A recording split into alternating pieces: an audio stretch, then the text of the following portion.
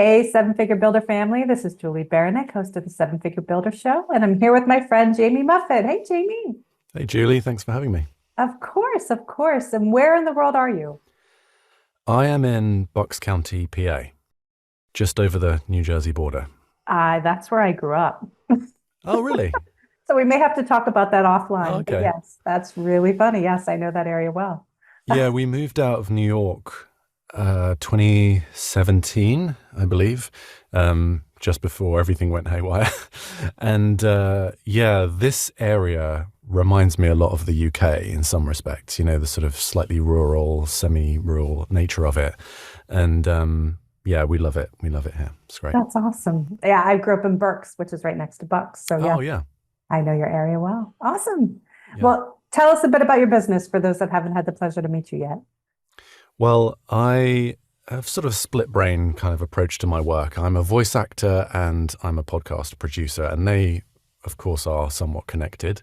I initially started my career in music, in production, and, behind the glass, working the board and everything like that, and doing all the sort of techie stuff. And when I moved to the US, I wanted to continue working in music, of course, and but it's going to a new country. It's a big undertaking. There's no guarantees of anything. So before I moved over, I was like, well, let's try voiceover. I don't know. I got a British accent. Maybe they'll like it. So I started that like 6 months or so before making the big move. My wife's American. That's what allowed me to do it. And that soon took over everything, like dominated everything. I just started booking work and everything. And that started sort of building in '09. And as I was doing that and working in music, I sort of transitioned out of music and kept my production chops going by working in the podcasting space as the sort of burgeoning industry. And yeah, I have to say it's sort of the favorite thing that I do. It's that combination of spoken word, storytelling, tech, voice, the whole shebang, really. Music, mixing, mastering, like all that stuff wrapped up all of the things that I've done in my career up until this point. And so they were two parallel tracks that I was traversing for the last 10, 15 years.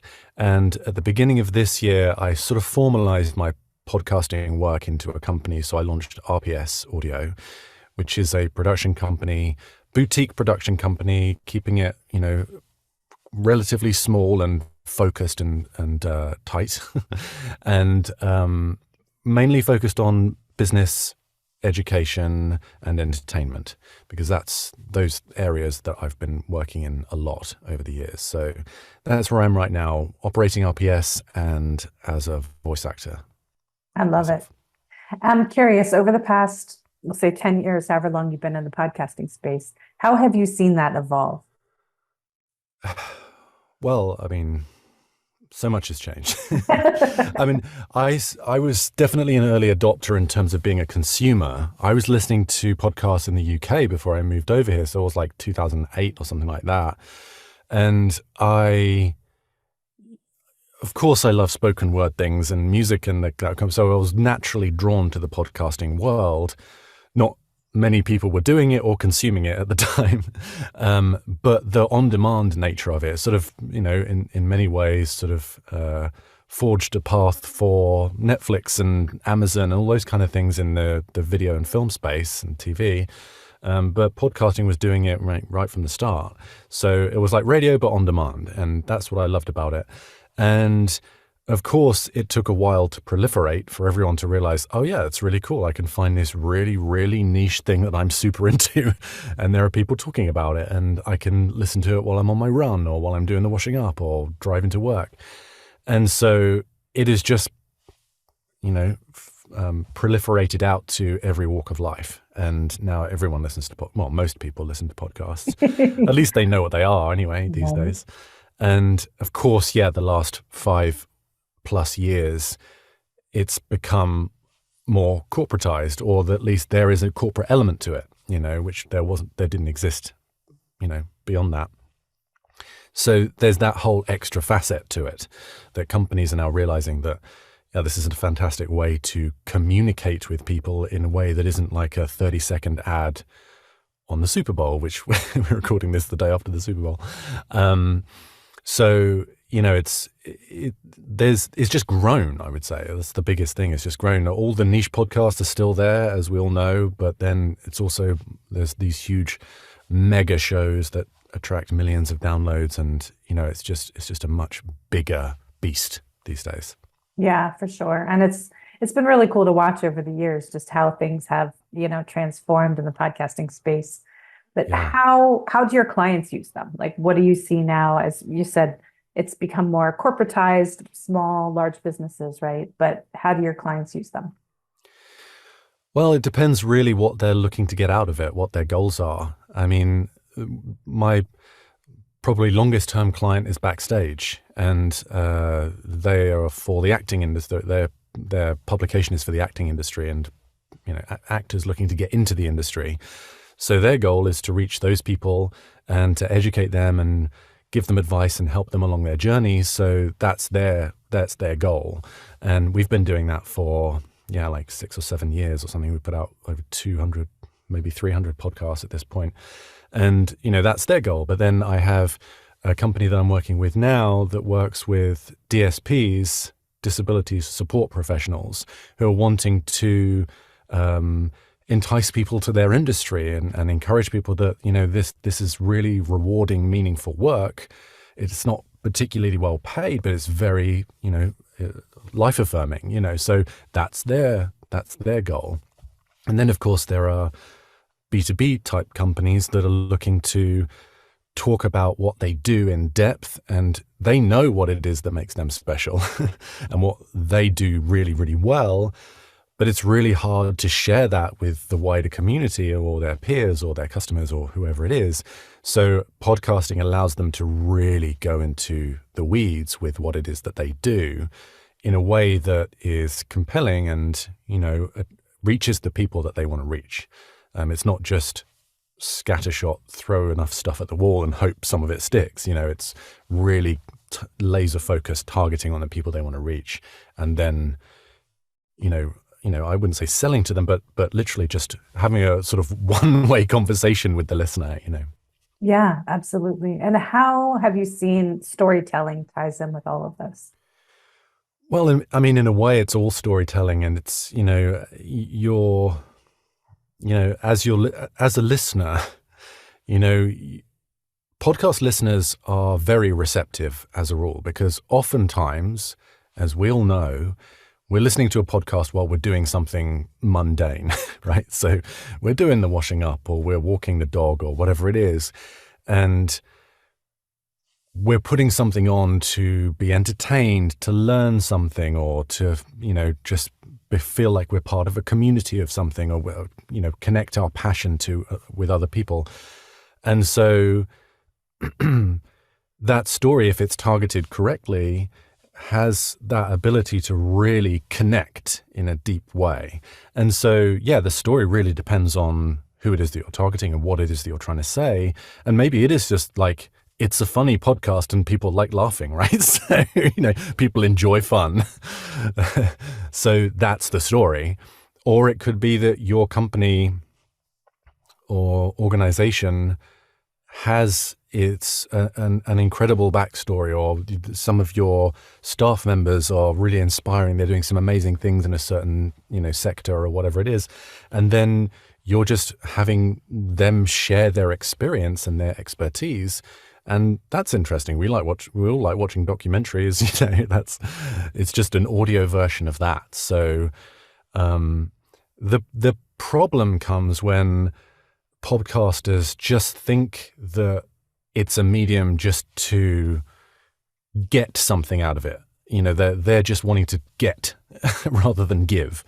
And really taking on a new podcast as a listener is a fairly significant undertaking, because you're devoting a chunk of your time to that podcast. We only have a certain amount of podcasts that we can listen to in a week. We've all got podcasts that are stacking up in our library that we haven't listened to yet. So it really all needs to be about what it is that you're offering, whether that is entertainment or an interesting story or some kind of educational content. And so, that it has to be about why on earth would a listener choose to subscribe to my podcast, and not what can I get out of it? Because the rewards come, but they only come as a result of people connecting to your content. Yeah, no, for sure. And for the people that are listening and thinking, well, I've thought about starting a podcast, but it feels like this massive undertaking. Like, what would you tell them, or what do you think keeps them from taking that step? Well, I mean, if it's like an individual, for example, I mean, I've been through this with the work that I do. Some people don't like the sound of their own voice. And they don't want to hear their own voice, or just talk into a mic on their laptop or something. Like, the barrier to entry from a technical standpoint, yeah, there's a few things to learn if you're just wanting to do it yourself, but it's not insurmountable.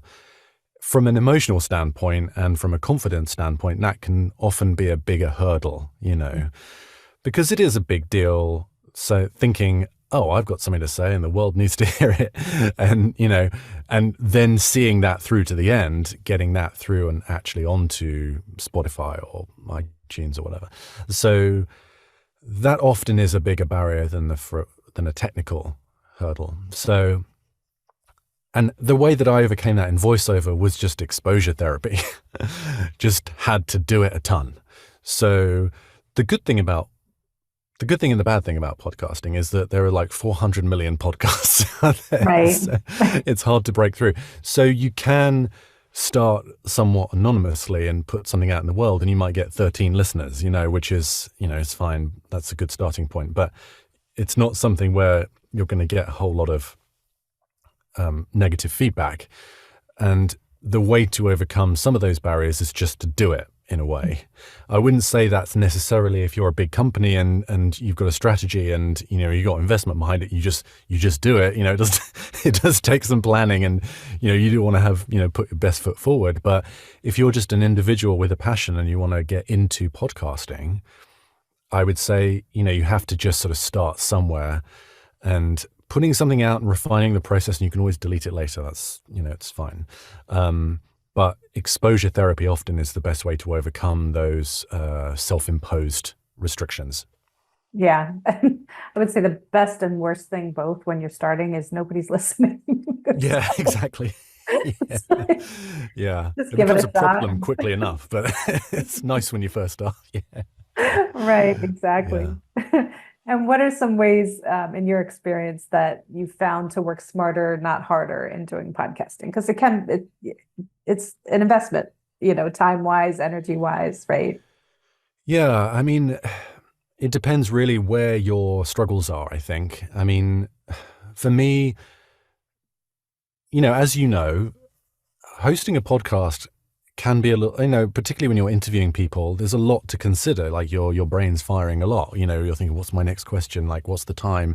Have I got through this? Are they comfortable? Is this good content? Like all the things that are rushing through your head as you're, So for me, I try and eliminate a lot of those paranoias by through prep, and, so I will have a go-to bunch of questions lined up and some emergency questions if things go south.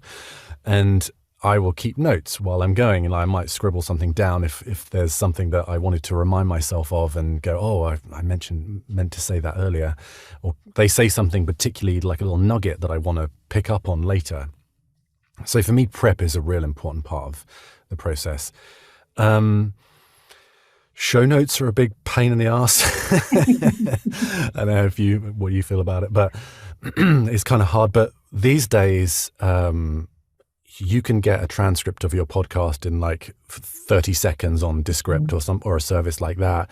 And then you can use something like a ChatGPT to create a summary of that content. And, maybe it's not perfect, but then at least you've got, 75% of that there to go through and sort of tidy up. So that's a big time saver. So some of these automated AI type processes are fantastic. Some of them I hate as a voice actor, of course, with my voice actor hat on. But I don't fear it, in the way that some people do. There's some amazing automation services out there that can like you say, help you to work smarter, not harder.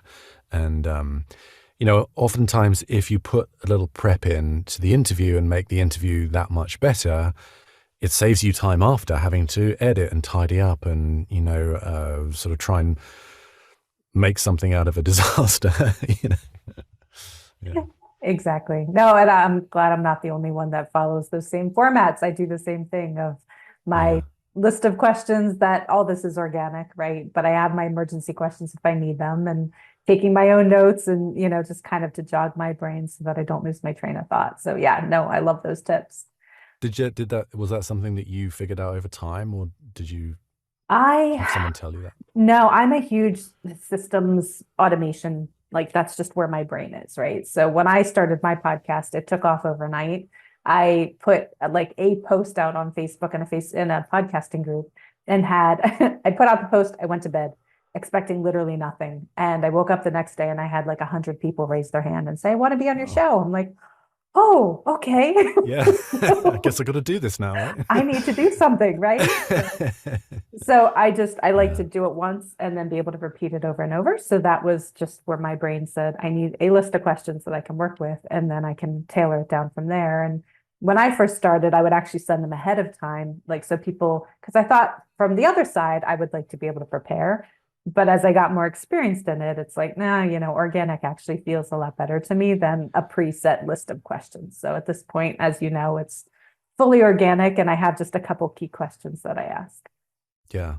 It makes a lot of sense. Yeah. Yeah.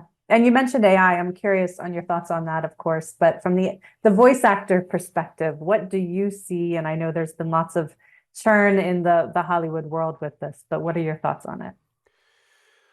I mean, it's a can of worms. I know. I feel like that's a loaded question. It's really not. Yeah, I mean, I'm on the board of the National Association of Voice Actors, which launched a couple of years ago, and it's been such a talking point amongst us, of course, with just assuming, our work's done. Everyone's just going to type in their text and it's going to read it out and it's done.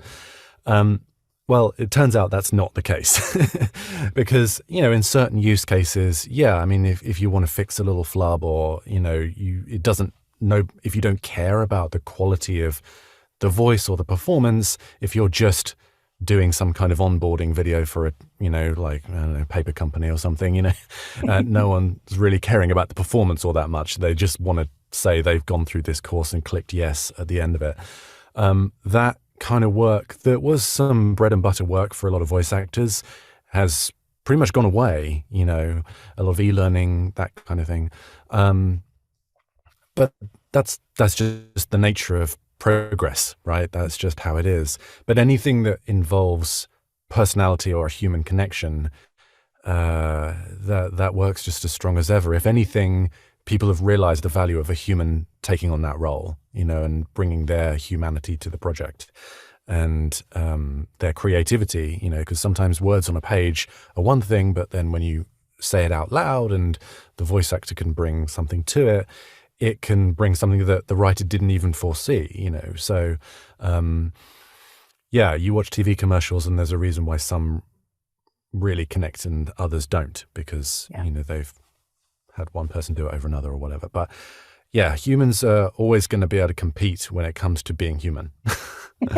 Thankfully. And whether that's voice acting, whether it's podcasting, whether it's writing or photography or art or whatever it is, I think, and as time goes on, the novelty of AI will wear off when it comes to, we can just have AI do, the artwork for this. Everyone's going to, because by nature of what it is a homogenization of everything that it sees. Right. It is by nature going to be a generic thing. You watered down. That is what it is. Yeah. It's not going to have any original ideas. So there's places for it, of course, and use cases certainly. And I use it in audio cleanup. I use it in writing show notes. I use it in bouncing ideas off sometimes with ChatGPT or something like that. And, just to, we were trying to come up with, was it some class we did recently? And we were just trying to come up with a name for the class. And it just gave us a bunch of ideas and we used some of the words and, it was a good collaborator. So there's tons of amazing, of course, everyone knows there's tons of amazing use cases for it, but it doesn't mean it's like going to dominate. Yeah. And I have a love-hate relationship with all of it, but I feel like over time, like you mentioned, we're going to become even more sensitive to humanity of like, I think about the robocalls that we used to get, right? And it used to be very clearly this was a robot, and now I get a call and it's like, is that a person or is it not a person, right? Yeah. And it's like it takes you a couple minutes until you even get in. You're like, oh, never mind, I don't want to talk to you. So I think we'll get And more what's and funny more is that sensitive. as human beings, we're very, very perceptive without even realizing. And you might hear 2.5 minutes of an AI voice, for example, and not notice, and then it will just do some weird inflection You're and like, oh, you're immediately like, oh, it's a robot. Okay, got it. Right. yeah, And your whole mental tone shifts and you right. realize, oh, okay. And then what does it say about the company that did it? Like, what does it say about the value they put on the message that they're sharing and all those other psychological things that companies are obsessed with when it comes to marketing and PR and things like that. And then really they'd fall at that last hurdle and just cheap out and use a AI voice rather than paying a couple of $100 to a human. Right. So, I mean, I think it doesn't make sense for a phone system for a mom and pop, local shop. Like they might use an AI voice, fine. Like it's not going to Right. hurt them. But Nike or Microsoft or something would probably put that extra effort or budget into something for a real Yeah. human. Yeah, no, I would agree. And definitely a plug for voice actors because they're extremely Yeah. important and bring that energy in, right? Like that you're not going to get out of an AI, bot. Yeah, voice actors, artists, writers, you Mhm. name it. There's that value is going to be, although it's under threat in some ways, like you mentioned it a little while ago, we are going to more and more recognize it. I had to hire a graphic designer recently for a project that required something specific and didn't even it did cross my mind to use AI and it was laughable. I was like, of course I'm not going to use AI. I need a human. I need a human Right. to explain what I want. And then when they give it back to me to say, that's not quite right. I quite like this. Or I don't know. I just maybe, in a way that a robot would not understand, obviously. But it necessitated that human interaction in order to get the result. So that's not going away in my world for sure. Absolutely. And I'm curious, you've accomplished a ton personally, professionally, all of the above, but how do you define success? What does that look like for you? For me, I think success is that when I wake up in the morning, I don't dread what I have to do each day. And I've been in that situation, and it's just such a nightmare, such a horrible thing where you're staring down the barrel of 8 hours of doing something you don't want to do for someone else who doesn't appreciate it. And yeah, I mean, we all have to pay the bills. Of course, you do what you have to do, but as long as I'm not in that situation, I'm grateful and appreciative, and that I have a certain amount of autonomy and that destiny is in my hands. That is another great thing that I'm very appreciative of. And, I would define success as having your destiny in your own hands, I would say. I love that. And it's up to you what you do with it, right? Yeah. And you only Awesome. got yourself to blame. You get both sides of it. Yeah.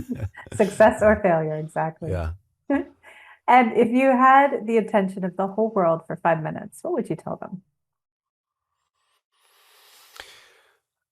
I would say that the person you've been your entire life up to this second doesn't have to be the person you are for the rest of your life or for that very moment. I definitely realized things relatively recently that, just because you've done something 14,000 times in the past doesn't mean this is how you have to behave or think or, whatever it is today, now. I think there's so much stuff that I've done over the years that I've just done things on the assumption that it has to be a certain way or just acting by rote, just because and I think moving to America was a very liberating thing for me. And I loved that anonymity of coming to a new country and there are zero expectations. I mean, people assume certain things based on the fact that I'm British, but other than that was very freeing and liberating for me mentally as well, to realize, oh yeah, but you don't need to do something as grand as move to another country to liberate yourself from those, self-generated expectations. You can just go, you know what, I'm not going to do that. And even something small, just why am I doing this autonomically? And, making those changes and doing, you know what, I'm going to do this. People don't care. People don't notice. People aren't thinking about you. So most of the time they're paranoid about their own, problems. So, or obsessed with their own problems, should I say. So I would say, yeah, don't necessarily think that you have to be the way you are. Life, obviously, that's not to say that you don't have to look after your kids anymore, but, from the small to the grand, you're not bound by who you've been up until now. No, I love that. And it's up to you to rewrite the next chapters of your book, right? Like they're blank. Yeah. And you can go in with a blank premise and you can decide what it is you want that to be. So I think that's very powerful. Yeah, I mean, how many people are there on the earth right now? Like 8 billion or something, right? No one's paying attention. It's true. It's kind of like podcasting. Nobody's listening, so you can figure out what you want. Right? Exactly. Nobody really cares. Like they're too obsessed with their own path and their own journey. And everyone thinks their paranoias and their obsessions are the most important thing in the world, but in the grand scheme of the universe, it's completely meaningless. So, let's try and, I don't know, get a scale for the importance of things. For sure. Yeah. And how can people find you, work with you, right? Both podcasting, voice actor, like where can they find you online?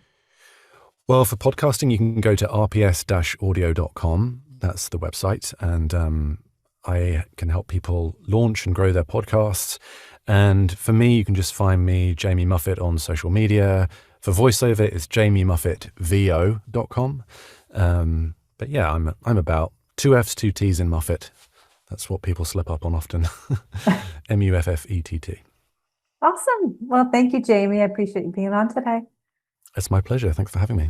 Of course. And if you found value in this episode, please do share it. That's how people find us. And you can find me at sevenfigurebuilder.com. And I'll see you on the next episode.